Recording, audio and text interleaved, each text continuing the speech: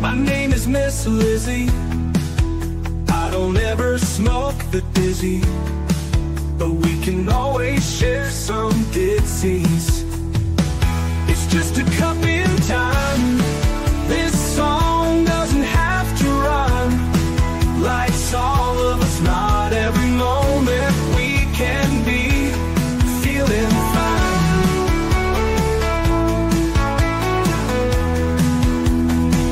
I wanna share a moment, just a second if you will, maybe even a cup of thrill.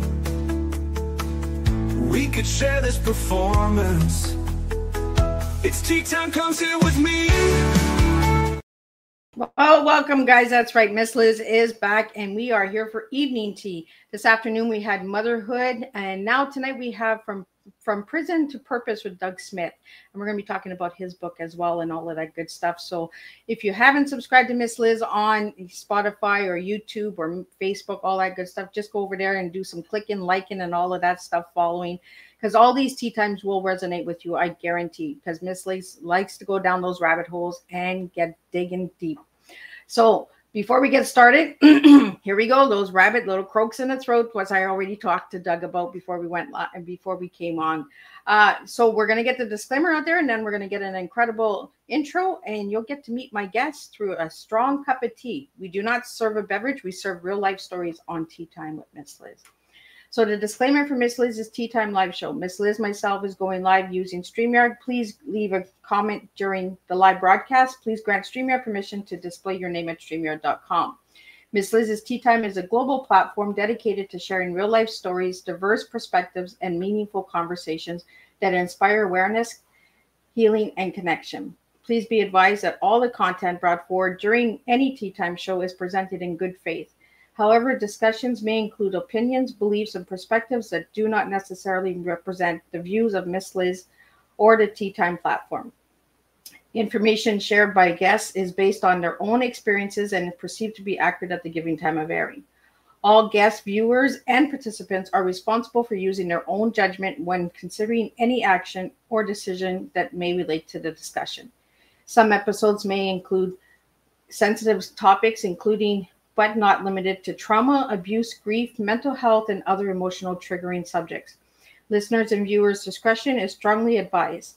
Tea Time with Miss Liz is an open discussion forum designed to offer insight, inspire awareness, and create connection. It is not a substitute for professional, medical, legal, or therapeutical advice. If you require professional support, please seek assistance from qualified professionals or trusted resources in your area. If you have any questions regarding this disclaimer or the content of this discussion, you are welcome to contact me at my email at bookingmissliz@gmail.com. By choosing to participate in comments on or view these live shows, you acknowledge and accept this disclaimer. Your participants is extremely voluntary. Miss Liz welcomes you to join the conversations with an open heart, and at any time you feel this platform is not right for you, I respect those wishes, and we'll see you back when you are ready. Tea Time with Miss Liz is serving truth and awareness one cup of tea at a time. Now, let me give you an introduction on who is serving tea with me tonight and get that frog out of my throat. And we talked about kissing frogs this afternoon, and look, I got frogs in the throat. So tonight on Tea Time with Miss Liz, we welcome a man whose story is both raw and redemptive. A living testimony of resilience, reform, and the power of second chances. Doug Smith walked what he calls the path of rocks and thorns, a journey marked by incarceration, pain, and battle with identity and worth. But beyond the prison walls, he found transformation. Doug chose to rewrite his story, turning a life once defined by struggle into one defined by purpose. Today, Doug is an author, public speaker, mentor, and justice reform advocate.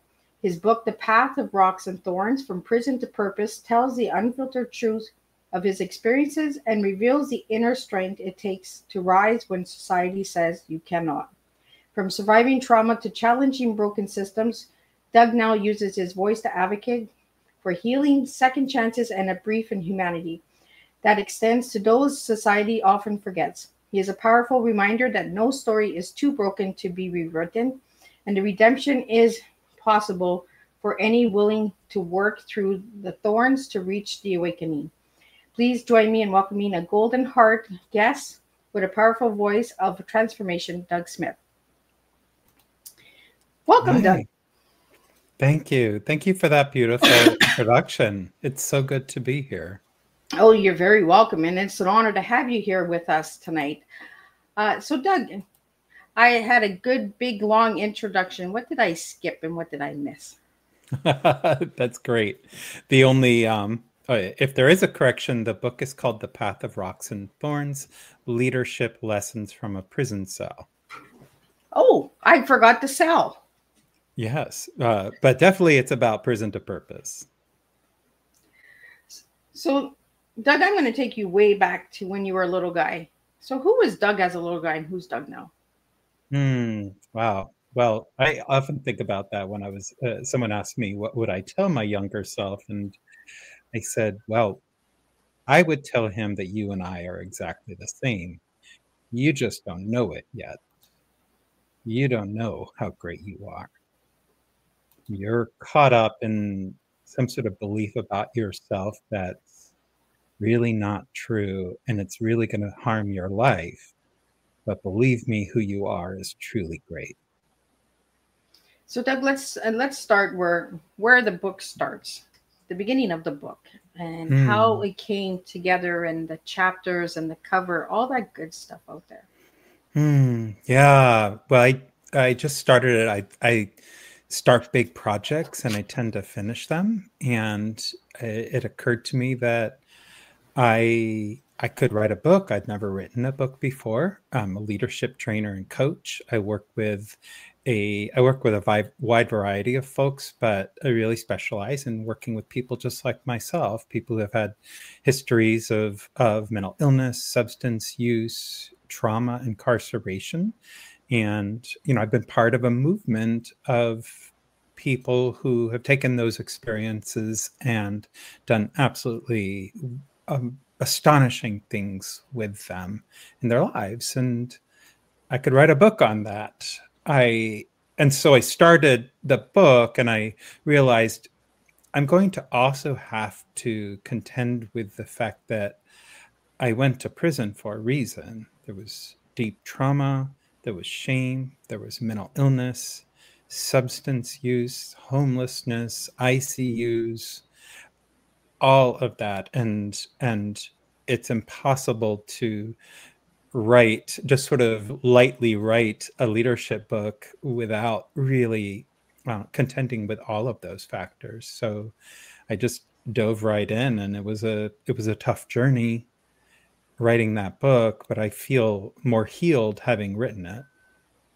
So, Doug, you talk about a lot of hard subjects, right, that we don't talk about in today's world. We kind of ignore it, right? We kind of turn a blind eye to it, like homelessness and addiction, mental health, incarceration. We don't talk about these topics. We kind of say, oh, okay, well, that person went to jail. We'll just leave them alone. That person has mental illness. Oh, well, let them deal with it.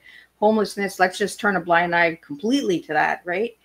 So how did you write in those forms of your story in the book? Yeah, well, I try to be pretty frank and honest about what I went through, and I do that for a reason, and it's not for me. It's not simply for my healing. What I recognize is that other people are going through similar experiences in their lives where mental illness is beyond their capacity to cope, where trauma is overwhelming them, where they might be feeling suicidal ideation or even going to prison. And there's a lot of shame about that. And people oftentimes don't know the route to healing for them. So I think it's incredibly important for someone who has walked that journey to be open about that, to share what it was like and what the transformation was like for you, because I might be the only example of mental health recovery anyone has seen. So it's really important that I use that story on behalf of others. So, Doug, what was the awakening in being incarcerated that You were like, this was a transformation. This is time. My life has to change. I need to change the way I'm looking at my life.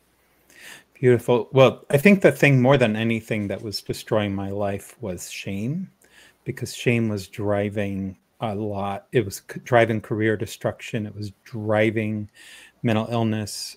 It was at the very heart of substance use disorder. So when I got to prison, what happened was pure subtraction. So what that means is that there was nothing in prison that could give me, it couldn't give me relief. It couldn't give me a sense of validation or a sense of self-worth.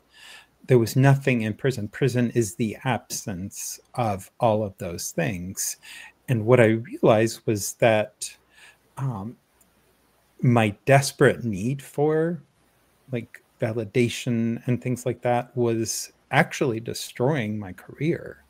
And I was like, okay, so drug abuse was destroying my life.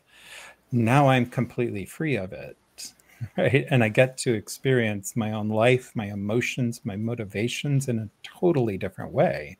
So I'm not suggesting everyone go to prison to experience this great transformation. You know what? It's a good time out, right? To really wake up and say, you know what? Yeah. I think I need to change my life. Exactly. And I'm like, I'm free of these things, and I need to make a decision to never live my life based on shame ever again, right? Like I need to be rid of it and all of the destructive ways of thinking that go with it. So I made that decision in prison, and we have a saying here, my wife and I in our household and that's, we don't do shame in this family. I like that. Mm-hmm. So, Doug, were you ever diagnosed with mental illness at a young age, or was it when you became an adolescent or an adult? Yeah, that's a really good question, because I'm 56 years old, and I did have major depression as a child, but it wasn't diagnosed. So I had suicidal ideation, some clumsy attempts at suicide.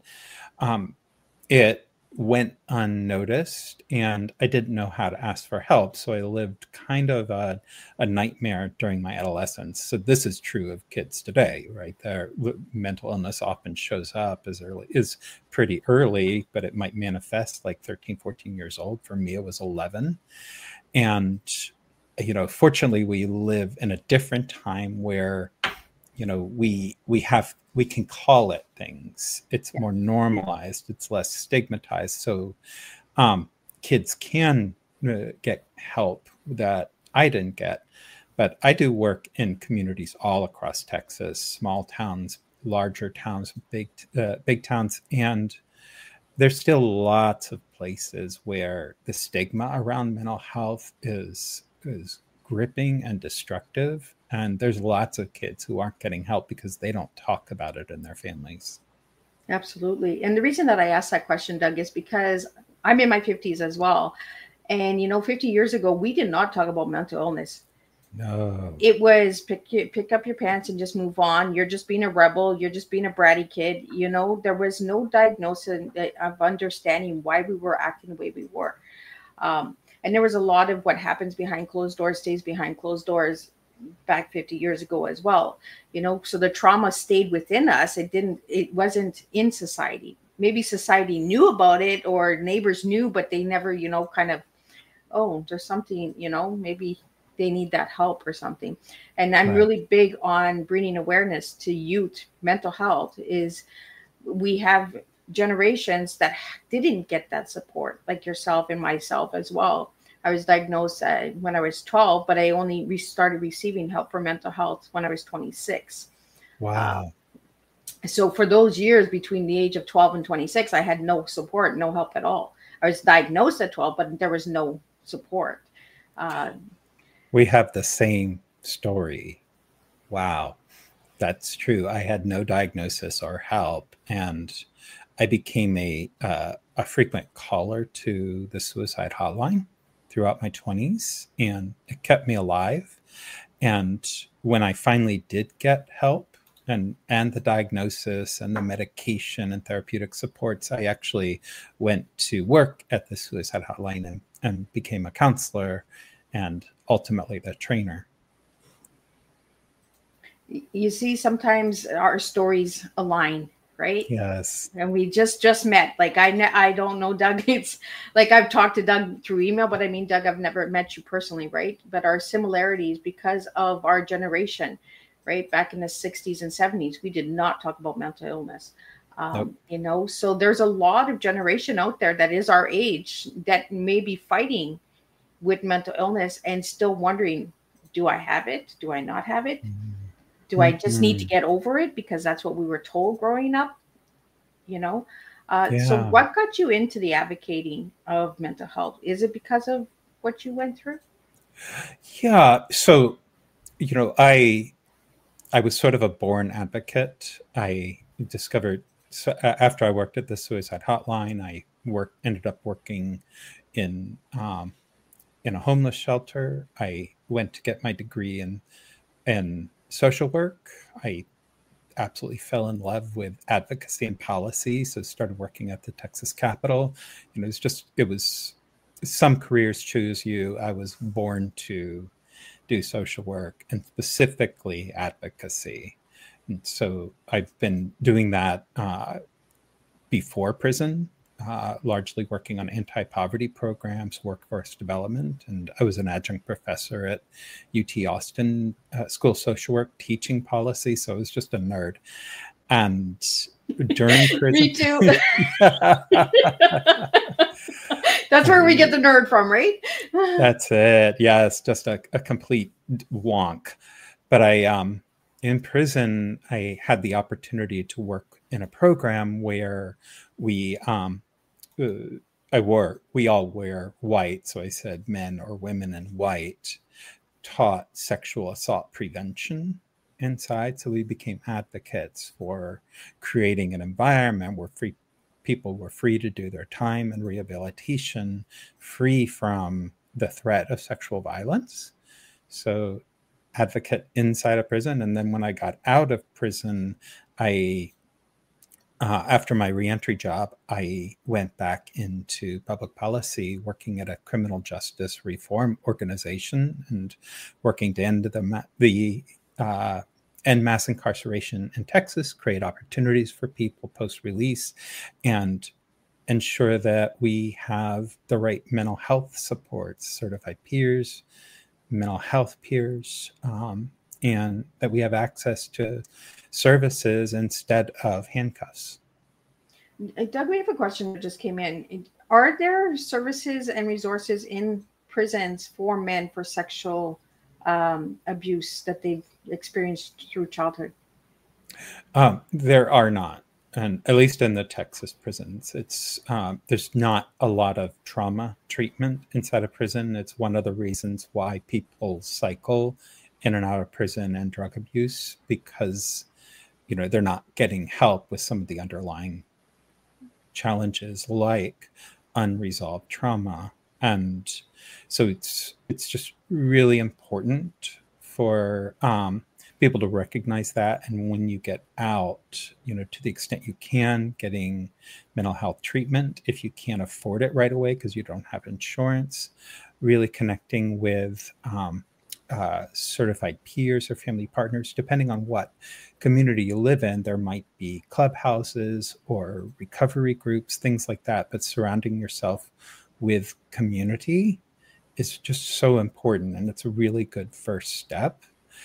But ultimately, trauma recovery, it's going to look different for everyone. But having a good therapist for trauma recovery is going to be a game changer, particularly around childhood sexual assault, because that's a hard one to just sort of unravel on your own.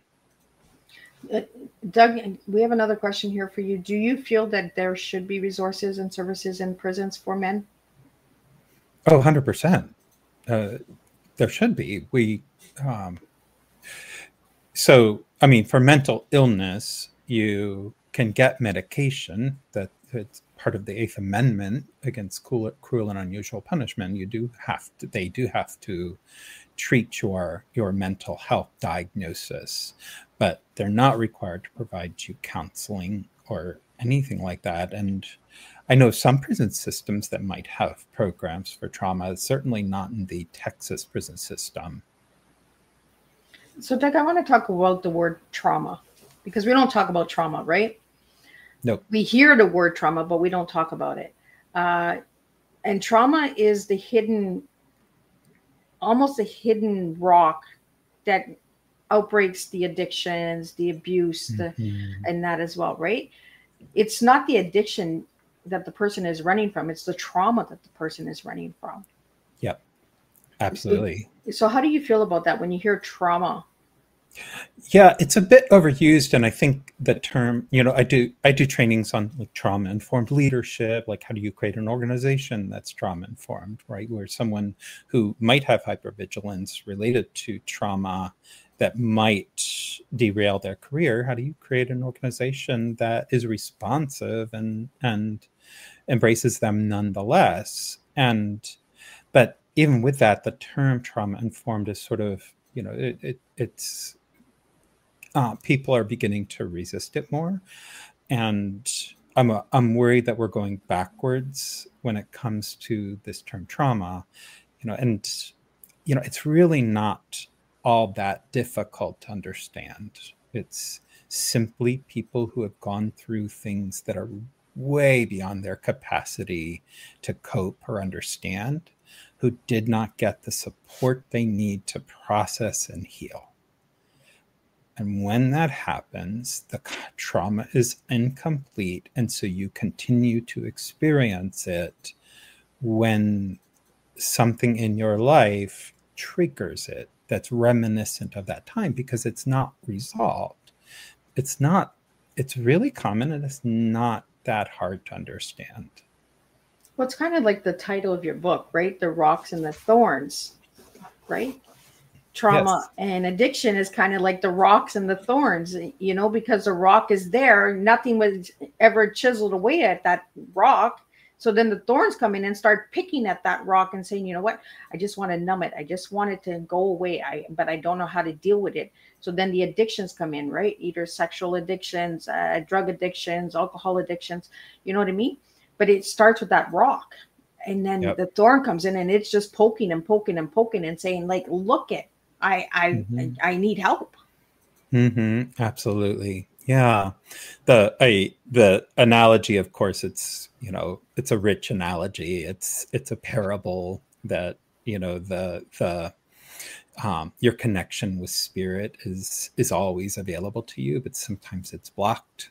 And so that's, sometimes it's swallowed up and suffocated by thorns, and sometimes it's trampled underfoot by rocks. And that was true for me. And I think of that in sort of the broadest term way of thinking about spirituality. I think what it means to me is that everyone was born healed. When I say a leader, everyone was born a leader, just with that capacity to create and do magnificent things in the world. We're all born to do that. And so it's not like something we have to earn. It just gets covered up with life.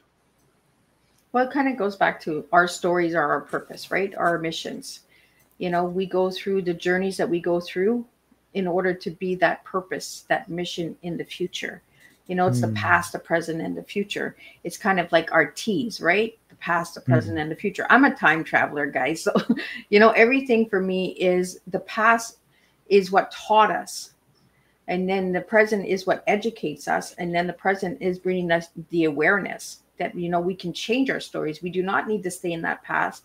And the present is just getting us ready for that future of change. Yeah. How do you mind if I ask, since you were open about your own mental health history, Sure, like what's your recovery like? How do you keep yourself well? Writing. Writing saved me. Writing, speaking lately, because I've eventually started sharing my story, but writing has saved me, Doug. I wrote poetry from the age of maybe 9 years old because nobody wanted to listen, but the paper and the pen listened to me. So that's that's what saved me. That is beautiful. I love that.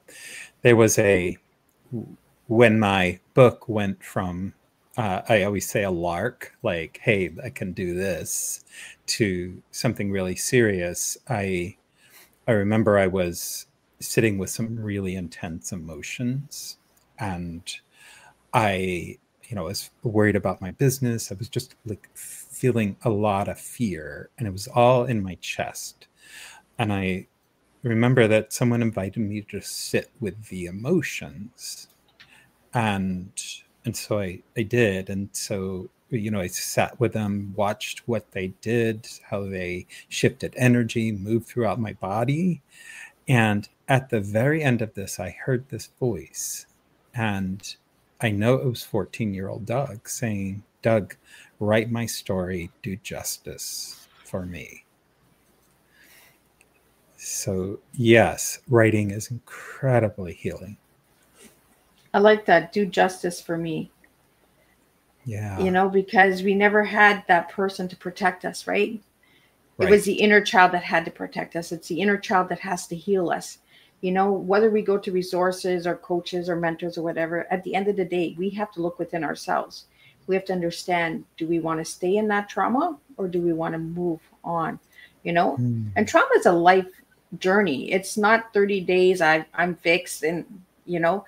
it's like grief, right? It takes the wind out of you. You think you're over that experience and that loss, and then all of a sudden, woof, a song will come on or a smell will come, and you're like, where am I going with this, right? And that's kind of like what mental illness is.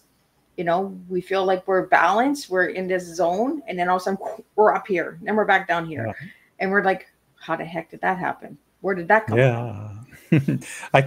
I've learned to have fun with it. I'm deep into it's a roller coaster, right? It's fun. Exactly. Even today, I've done so much towards my own recovery, but even today I get triggered. It might be something, rereading my book was triggering. Like I felt nauseous and had out of body experience, right? Like those are trauma responses. But today I know what they are. So I just say, I'm triggered. So I'm going to feel like I'm out of my body now for the next 10, 15 minutes, and I'm just going to ride the wave. It just is what it is. And, I think when you get into recovery, you don't really, yes, it doesn't control you in the way, it doesn't devastate you in the way that it does before. And you have this huge emotional bandwidth. Like you can just really handle the uncomfortable emotions. We just had a question come in, and as a writer myself, I'm kind of curious. Why do writers write trauma stories to be triggered over and over again? For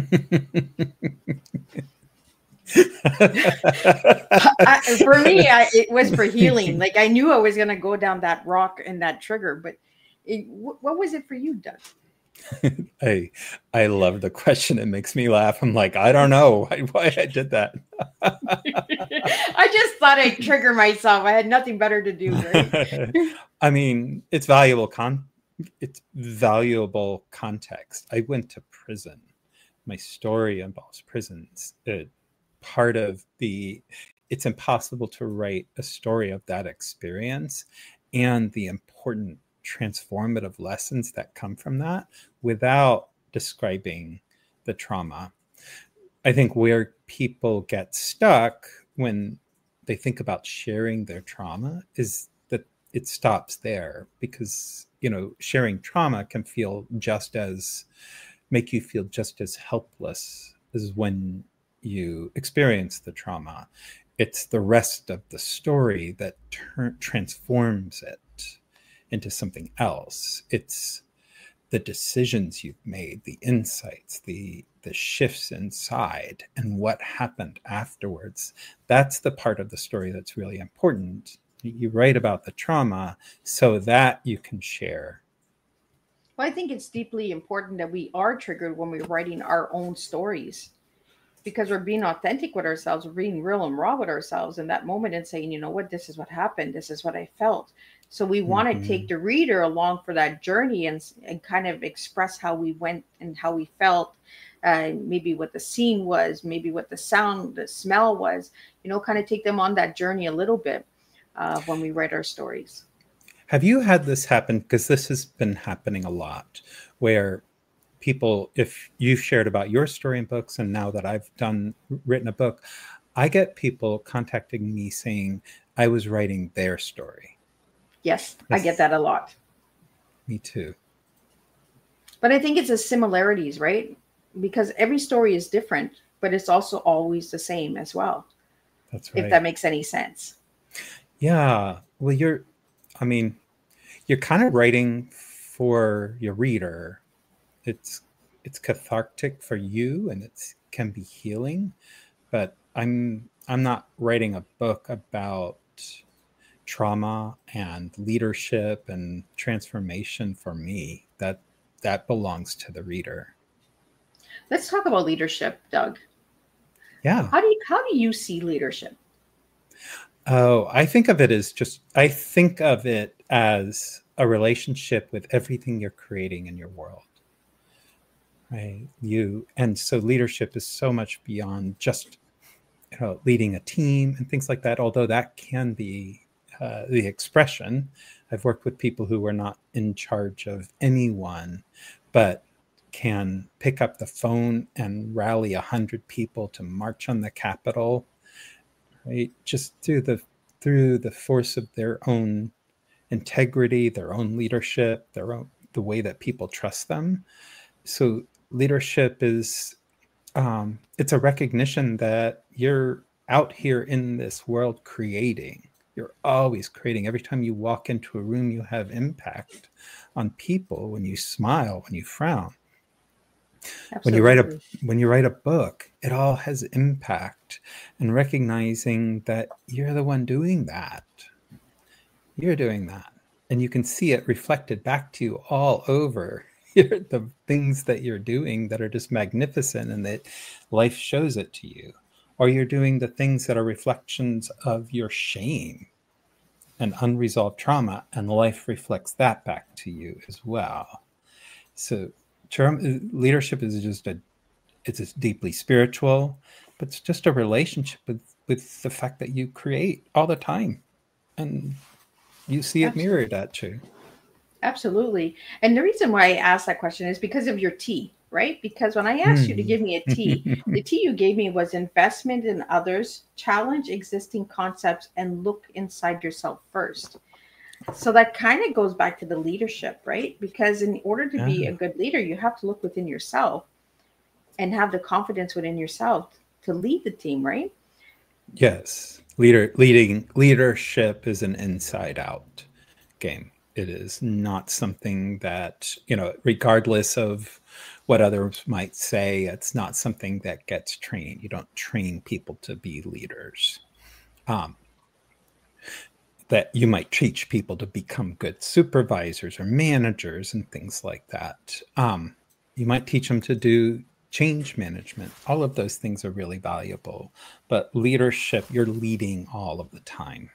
And so leadership development is really about like helping people to get self-reflective about the results that they're producing, so that they can be even more effective next time.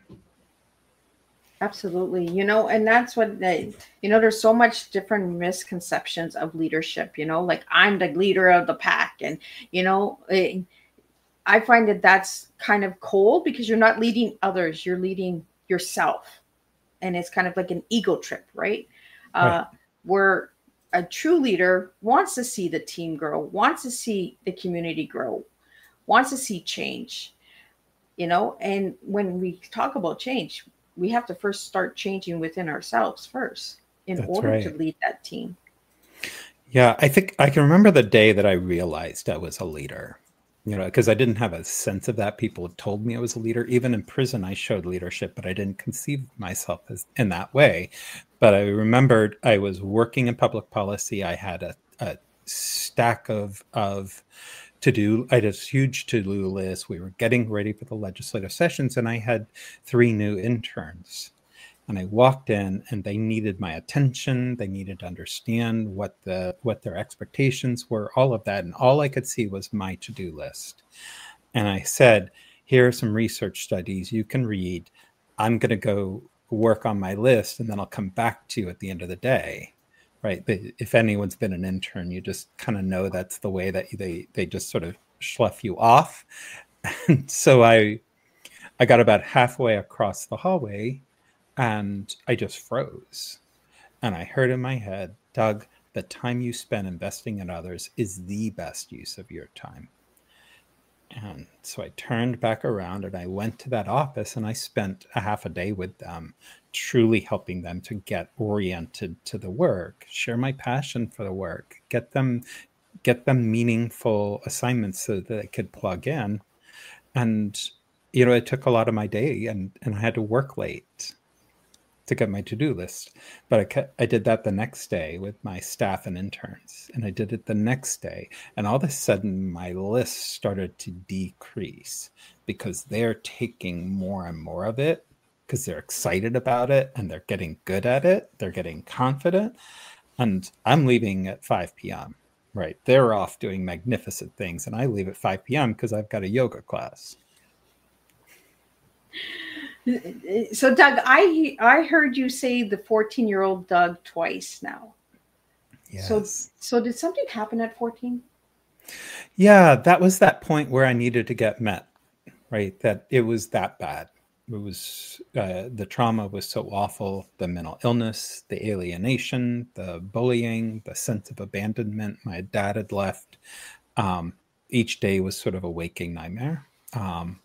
I failed 8th grade, but they passed me anyway. It was just an awful, awful time, and it's incomprehensible alienation. And so that's the kid who needed to be healed. But it's not just that kid, you know what I mean? There are 14-year-olds, boys and girls, who know what I'm talking about, that utter alienation. And so, this book is also speaking to them. Yeah, because the reason that I brought up the age 14, and for my listeners out there, is we often talk to our inner child, the child who was injured, the child that experienced that most trauma at that age. For me, it's the 4-year-old Liz. For you, it's 14, Doug. You see what I mean? So we go back to that child that was injured the most, and we speak to that child, and we encourage that child to give us strength, and we're going to get through this. Thank you for the messages. Thanks for listening. Thanks for holding on for us, because we, as that inner child at that age, were ready to give up. But that inner child did not let us give up. That's right.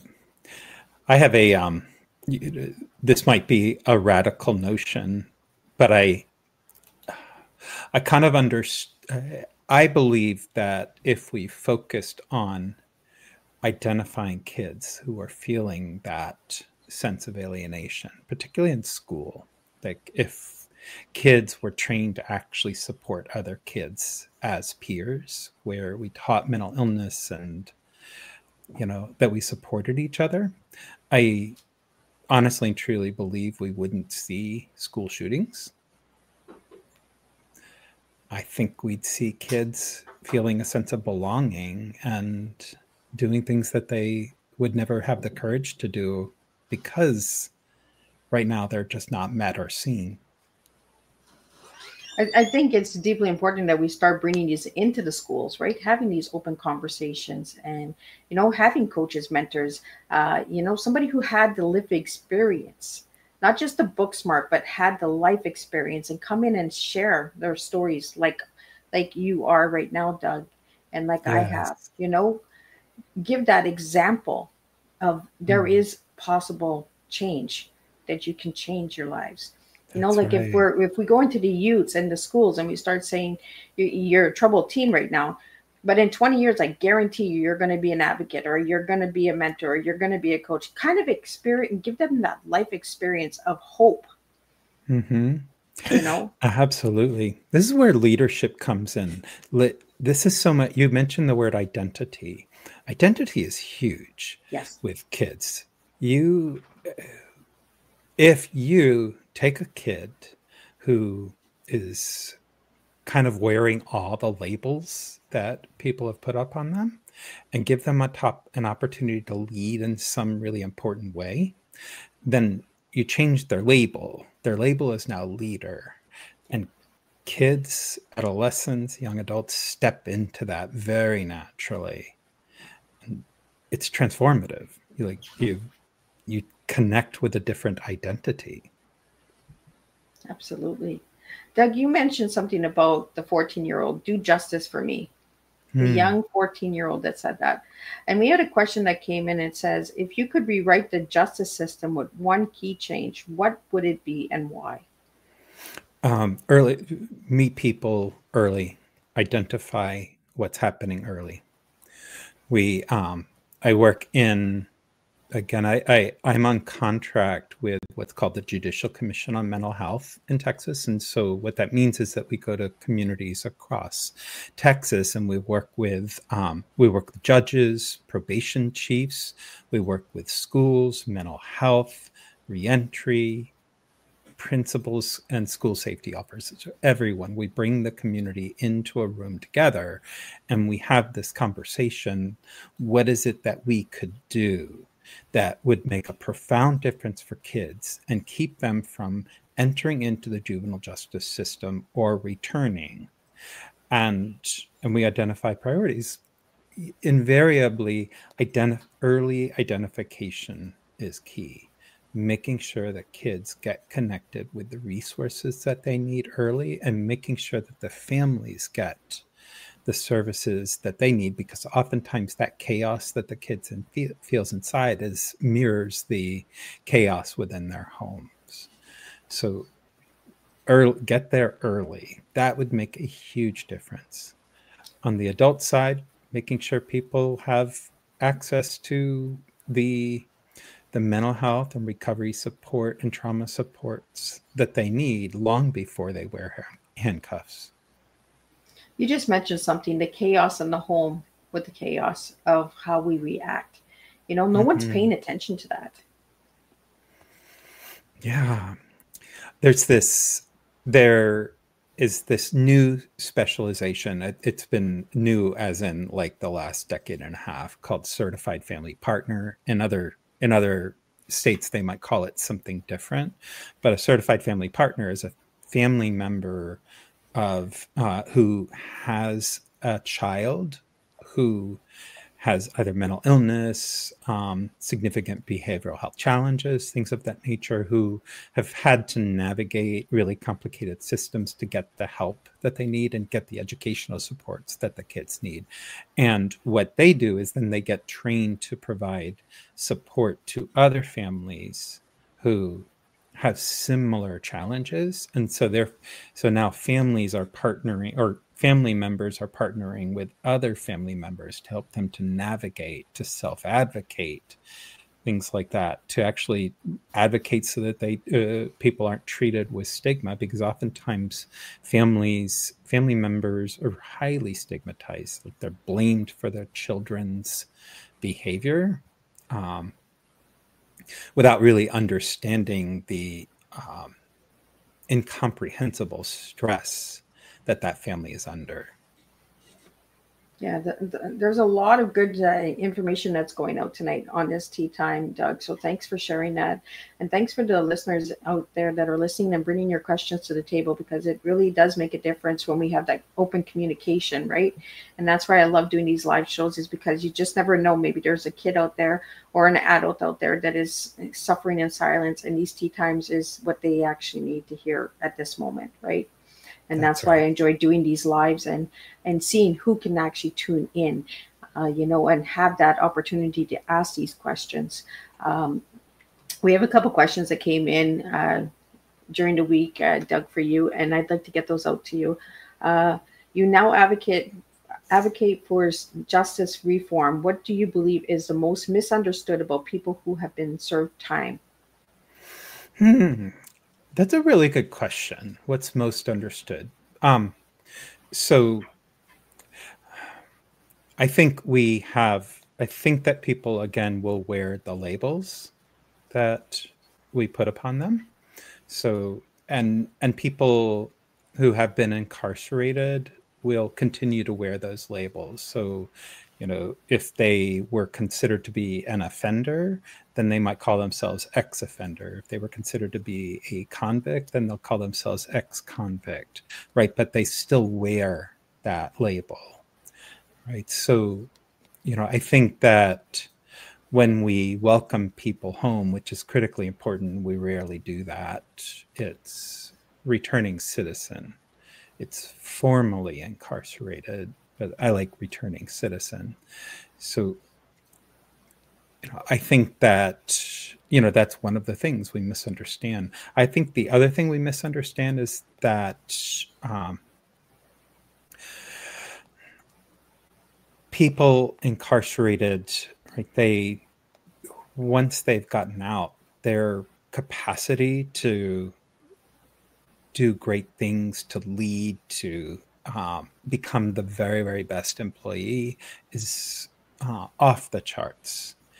And generally, when people invest in people who have gone to prison or in our home, you'll find someone who is so grateful for the job, so willing to work, to do whatever is necessary to succeed, and they will support the organization as best they can. So you hiring someone who's formerly incarcerated, you helping to find housing for someone who's formerly incarcerated, right? You'll find someone who become a true community leader and probably one of your best employees.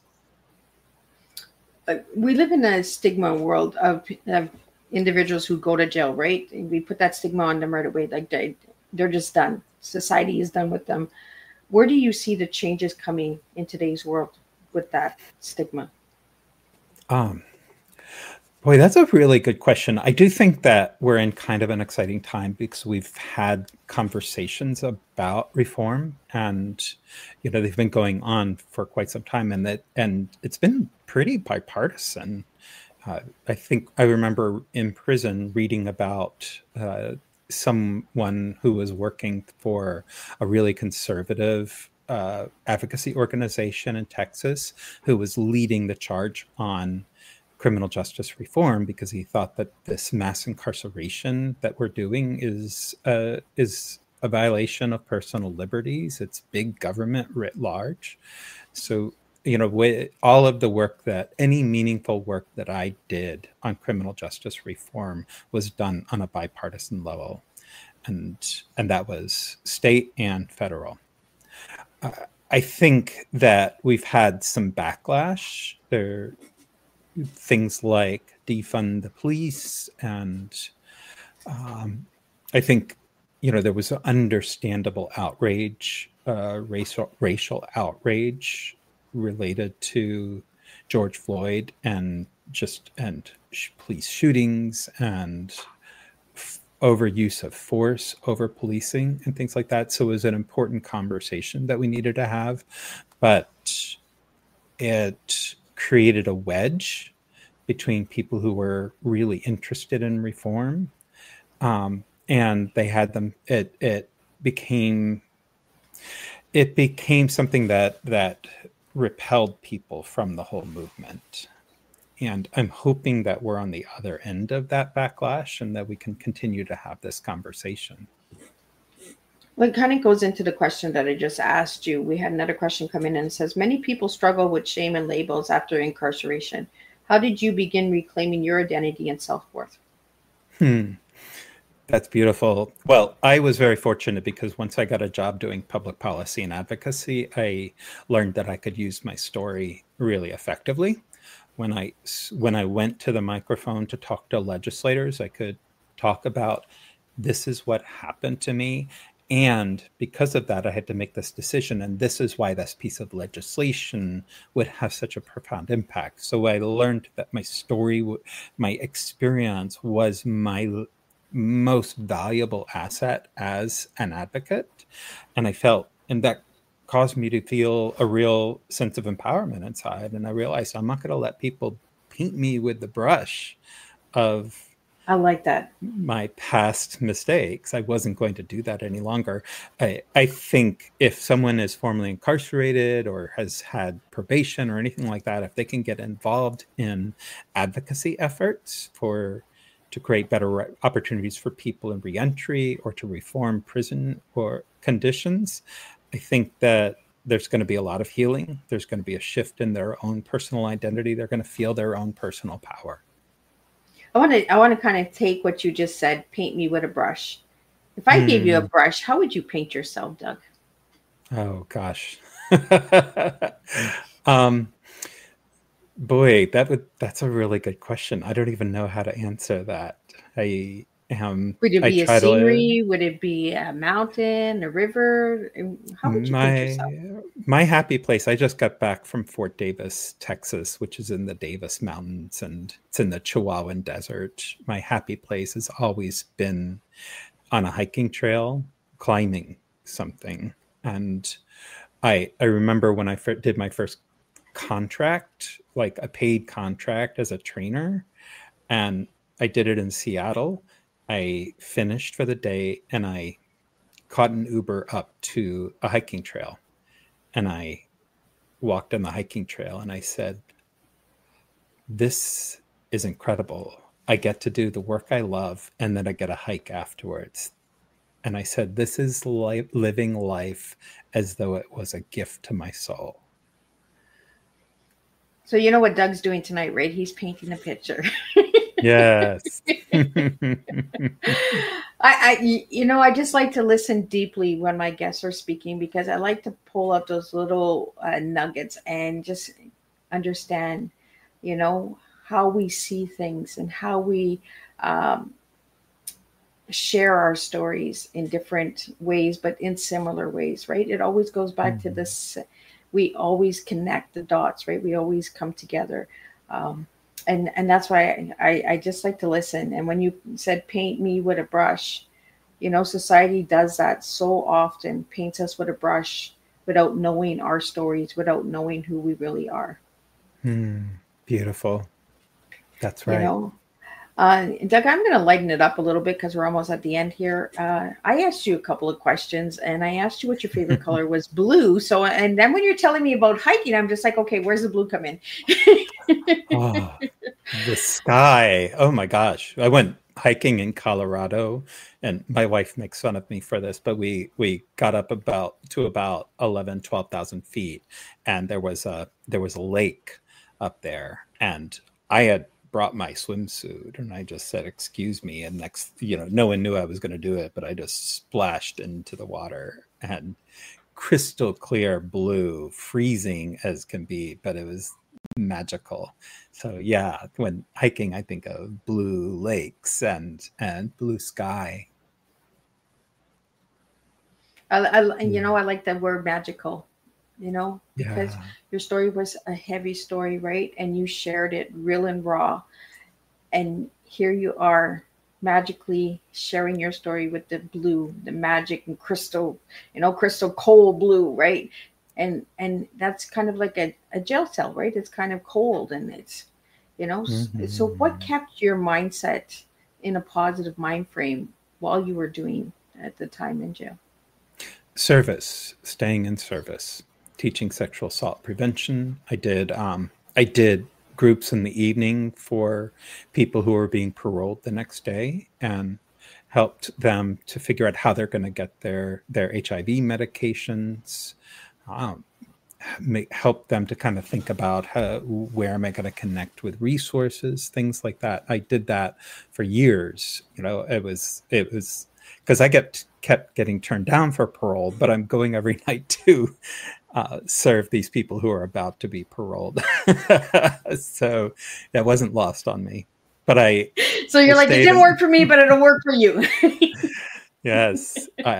And there was nothing I could do to get out of. I used to get all these certificates, like for all these little programs that I could go to, and I handed them to parole board and like, hey, look at all these things that I'm doing. And they're like, yeah, you committed 4 robberies. You're going to do a little bit more time. And so I kept on getting turned down for parole. I couldn't do anything to earn my release. So I just realized this isn't about the certificate. This is about my own mental health, and it's about serving others. So that's what I did. So, Doug, I want to talk about the book because we're almost at the end here. So, Mhm. any reader that would read your book, what message would you like to get, and what would you like them to get from reading the book? And is it a story, or is there like examples? Is there exercises? What type of book is it? Beautiful. Well, it's actually structured like Dante's Inferno, which was a book I read in. Okay. And yeah, so the whole metaphor is that you have to go to the deepest core of hell in order to climb again. And as you go through each of these levels and you truly experience that thing that has been destroying your life or sabotaging your own happiness, as you truly grapple with that, what emerges from that is a different way of looking at yourself and the world. And you can then use that to go create something, right? I call it leadership. So everything gets turned, so everything that you experience gets turned into something else. So like I used the chapter that I labeled greed, and it was really grappling with the fact that, I had some real problems with integrity long before prison. And I talk about my father, I talk about stealing, I talk about a lot of those things. And as I go through the journey, that sense of greed, of always sort of not having enough and willing to lie and cheat to get more, gets transformed. And what's on the other end of that is a desire to invest in others. And that's where that comes from. The other side of greed is investment. And so I talk about that, how you apply that in leadership. And then I bring in an example. In Dante's Inferno, he has encounters with people. Well, it's the same thing. I bring in people in my book who embody that principle. So like in the greed chapter, when we get to investment, I introduce readers to a man named Daniel Howe, who is absolutely brilliant, a reentry leader in Tucson, Arizona, who runs housing for people, who helps to provide housing and jobs for people coming out of prison. And when he realized that they're having difficulty finding a job, he started creating micro enterprises so that they'd have a way to work and earn a living. So he's just like the embodiment of investment in people. So yeah, that's what you'll find. And each chapter is like that. It's the thing that can be so destructive in your life, how it transforms into something else that you can use to become a leader, a creator in the world. Cool. Well, Doug, if anybody wanted to grab a book, where could they grab these books, and how could they reach out to you if they'd like to work with you and speak with you and have you as a speaker in their schools or universities? Beautiful. Thank you for asking that question. My books are up on Amazon. It's probably the best way to find it. It's The Path of Rocks and Thorns, Leadership Lessons from a Prison Cell. It's in ebook and paperback. I'm still recording the audiobook, so you'll have to wait until November for that. You'll have to come back and have another cup of tea. Exactly. And to reach me for anything, if you have questions or you would like to talk to me about training, I do leadership training, or keynote speaking, I do that as well. You can just go to www.d-degree.com. D as in Doug, -degree, like college degree.com. And Doug, before I do my final closing statement of tonight's tea time, I found on your website, it says it's already inside you. Let's find it. What does that statement mean to you? It means that you're magnificent. And if there's anything in you that's getting in the way of you touching that, let me help you to move those things out of the way so that you can see it and step into it. Awesome. Well, thank you so much, Doug, for joining me tonight. I'm just going to give everybody a little recap of what we talked about tonight in the closing statement. I really want to thank everybody for tuning in from Instagram, LinkedIn, YouTube, Facebook, and TikTok, and all of those other platforms that are tuning in. Thank you for all the questions that came in. But tonight's closing statement, as we close this tea time, I want to honor the strength, raw truth, and unwavering courage of our guest, Doug Smith.